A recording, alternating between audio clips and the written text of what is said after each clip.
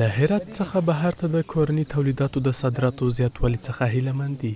د هرات د سوداګرۍ او پانګونې خونه وایي د روان لمریز کال له پیله د 42 میلیون او 250 زره امریکایي ډالرو په ارزښت له دغه ولایت څخه ګاونډیو له هغې ډلې مرکزي اسیا، اروپا او امریکا هیوادونو ته صادرات لرلي دي. د دې خونې د مسؤلینو په وینا کرنیز او د مالدارۍ، غالۍ، سبزیجات او کانیز توکو محصولات د صادراتي توکو له ډلې څخه دي.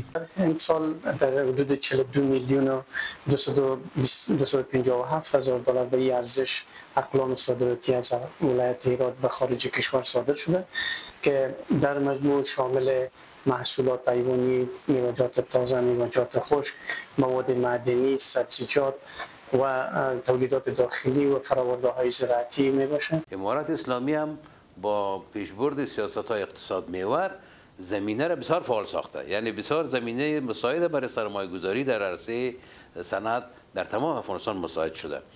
وقتی که سرمایه‌گذاری صورت بگیره اینجا ایجاد شغل میشه، تعداد زیادی از افراد جامعه که به بیرون از افغانستان میرفتن در داخل افغانستان در فابریکات مشغول کار میشن و راضی هم هست. مسئولین وایي د 1403 لمریز کال په لومړیو څلورو میاشتو کې له هرات څخه د صادراتو شمیر 40 میلیون ډالرو ته رسیږي.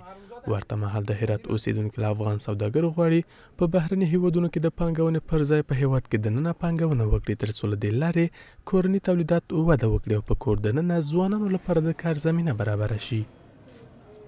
خواستم تجارت اینا که بیان به کشور خود سرمایه‌گذاری بکنن و همین زمینه کار به مردم فراهم کنن.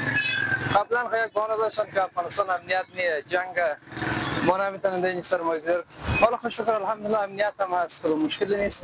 همینجا بیارم به خاطر مردم بیکار خود زمینه کار برآورد کنن. خواستم آدمی برادران سرمایه‌گذاران همینه که حالا فعلا امنیت آمده امارات شده، فعلا امنیت ما خوبه. از اینا خواهشمندیم که داخل شهر خود ما بیام سرمایه گذاری کنم، همین جوانایی که مثلا بیکارم و داخل زمینه دست به کار شم. دمګړی په هرات کې څه باندې 1.1 لوی تولیدي کارخونې فعالیت لري او واکپال حکومت په دغه ولایت کې 46 زره جریبه ځمکه د یو صنعتي ښارګوټي جوړولو لپاره ځانګړې کړې ده.